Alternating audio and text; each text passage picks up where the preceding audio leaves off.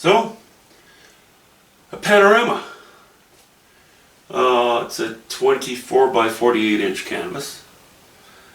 I did a painting a little while ago, which was, I think it might have been a 15 by 30 inch. Same shape, just smaller than this one. I really liked how that turned out. Often when I do a painting, I'll do a smaller one. I will revisit that theme, and certainly the composition sometimes. If I'm happy with a smaller one, and just make it into a larger painting. This is not going to be a larger version of the other painting. The other painting, I videoed that. That was called After the Rain, I think. I think the last video that I did showing the completion of it was called After the Rain is Done. Anyway, this one will probably have similar lighting, but maybe not quite as many fall colors. Maybe a few more evergreen spires here and there in different areas. So just to start with, I just wanted to show you this. What did I do? Okay, so my, not really horizon, but what is that? That's about 13 3/8 inches from the top. So a little more than halfway down. This is the farthest shoreline that we're going to be looking at. What we're going to look at here is a shoreline and several maybe islands or incursions into the painting of land masses. So, talked about this before, an aid to foreshortening. You know, you can use it in the sky. Something I talked about on, I think, a 48 by 48 that I did a while ago. Northern Delta, or River Delta. Now we're going to apply it to the water. I know I've talked about it on land masses a little bit as well, but now I'm going to use it and try to demonstrate it as I go. So, farthest shore, the next closest shore. What do we have there? We have, well, 3/4 of an inch. And then between here and here, we have 2.5 inches.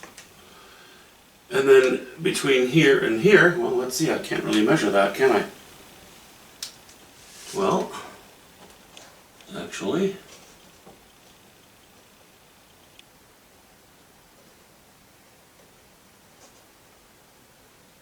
yeah, 4 3/4. So, you know, it's sort of along the same principle, loosely. 1 inch, 2 inches, 2.5 inches, 3 inches.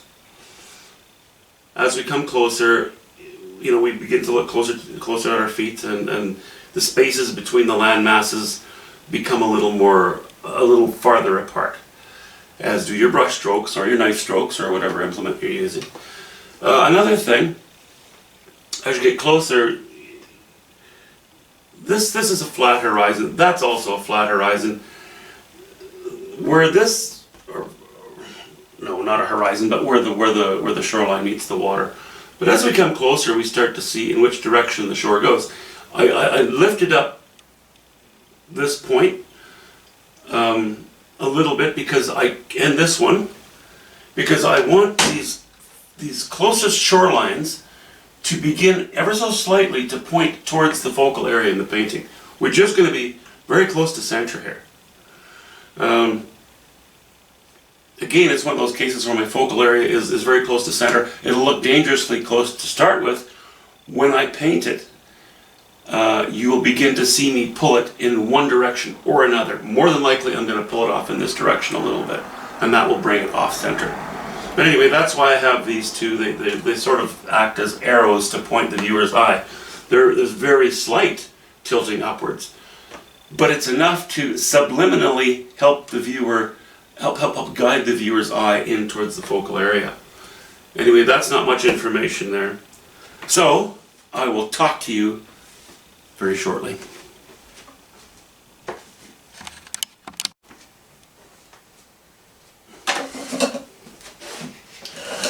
So, let's have a look here. I intend to draw in this foreground mass and this foreground mass, roughly. First, because I'm not working from distance to foreground now, but these two masses will be what frame in the sort of the main area of interest and the focal area, the area to which I want most attention drawn. So I'm, in a sense, putting some complementary but still visual barriers on the ends right now. And this will come probably quite high. Let's see.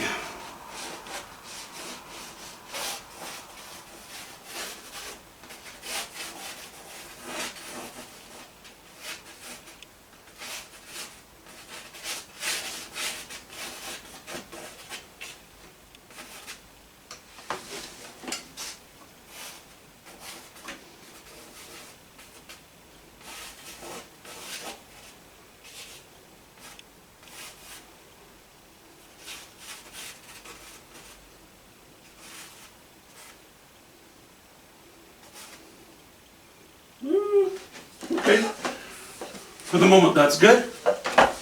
And we'll go here. This of course will come higher. It's quite a bit closer. What if we put one spire right about here? And a shorter one right next to it.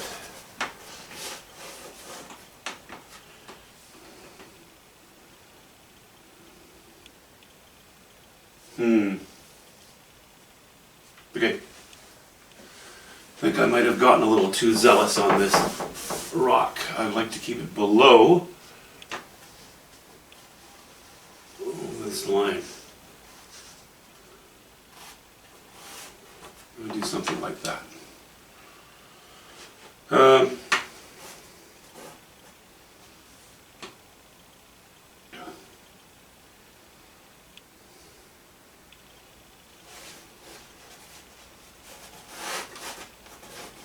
I don't mind if that one breaks it, it's closer.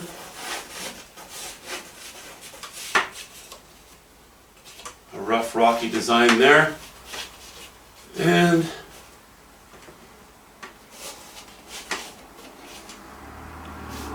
maybe a little bit of foliage. Okay. We'll take that line out.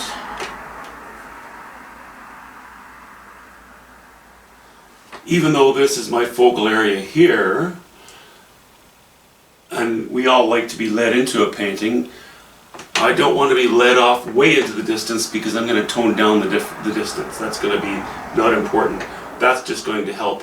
I'm going to have more complementary colors here. This will get into the blues. When we get over here, we'll get into more of the yellows and oranges. So that's why I want to, you can release the eye off of the painting or off into the distance there, but this will really be where the prime area of interest lies. I hope. That's my plan.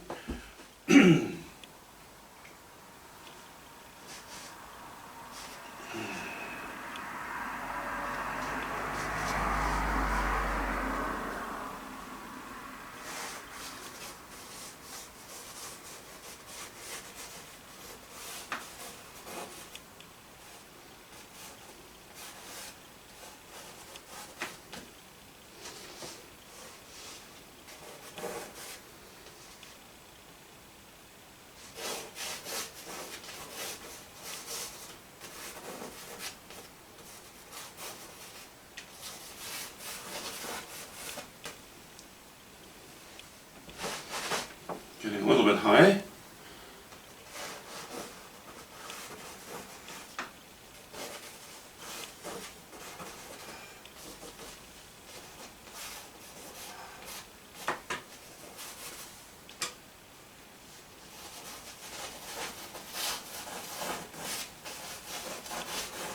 See, I'm just scribbling in rough shapes for bushes. I can pick from those lines now and improve them. I'm keeping it loose. I'm not worrying too much about making sure, oh, I'm going to follow this line or that line, or this has to be this way or that way. I don't like to operate that way. You restrict yourself so quickly if you do that. It's only a mental restriction, but it's certainly a tendency when that happens.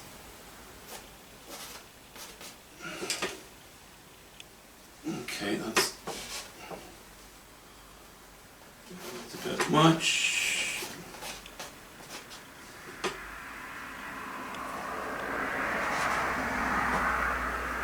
That line. Okay, that rock is too intrusive.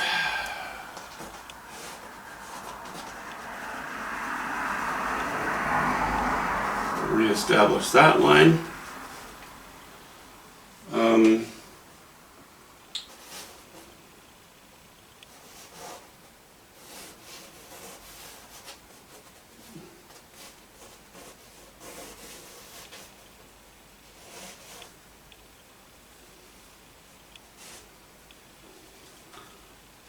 I want to draw a box there.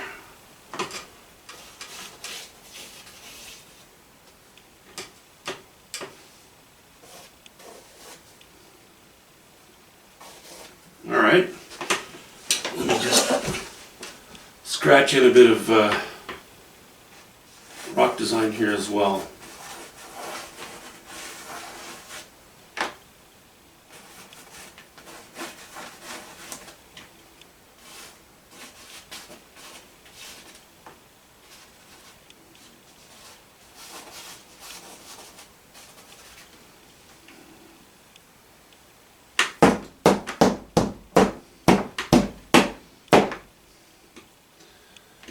And, okay, I want to take that one off, or reduce it considerably anyway. And, just going to back up a moment here.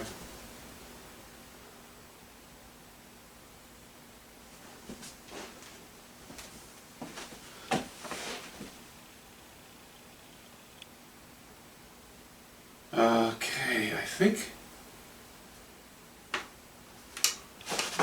I might strengthen this a little bit. Let's just put a short little junior tree in here. Just a little guy.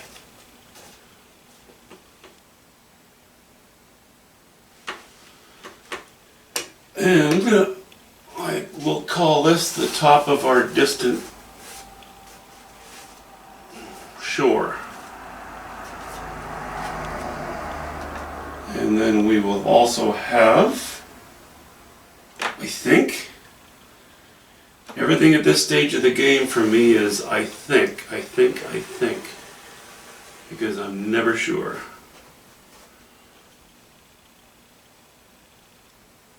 What we'll do as well is sort of establish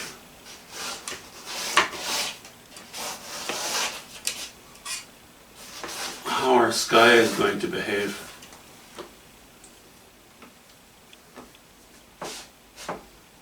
Couple of very basic lines there.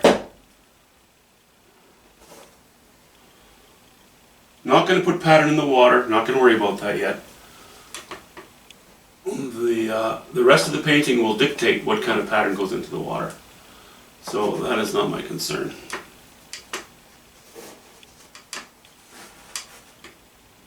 It's important to know what to worry about when.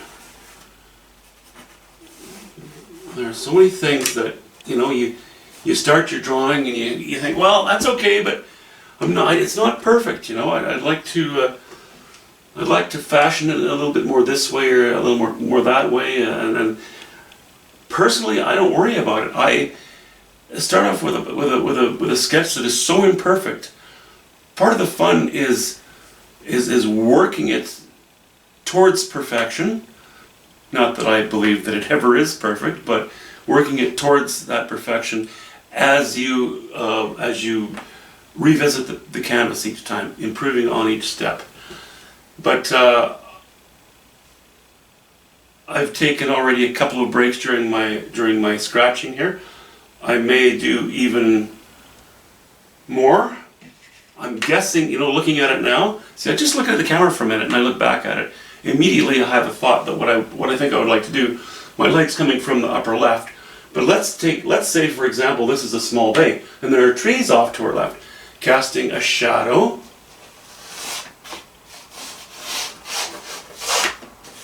across here.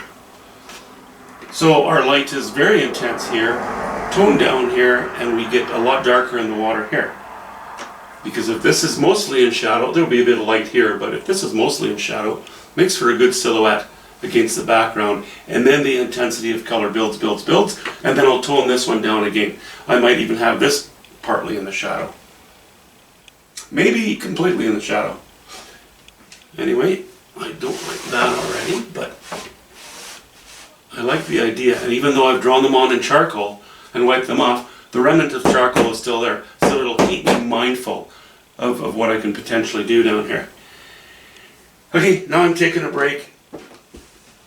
Something I neglected to mention when I mentioned the steps of making a painting a couple of videos ago. I know I've said this many times before, I'm going to say it again, take that break. Just leave it for a half an hour. Go get a coffee, go for a walk, go do something else for a little while. Come back with fresh eyes and revisit it.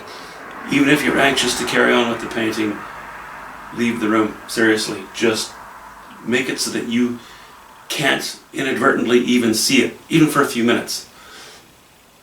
Come back, because it's amazing how much better your chain of decisions can be. If you know exactly what you want for the whole painting, go ahead. But I found, in my own experience anyway, I never know exactly what I want. As I start to draw it in, ideas develop and thoughts come to me, and then I change. And I personally make better decisions if I take plenty of breaks. Just quick ones, but plenty of them. Okay?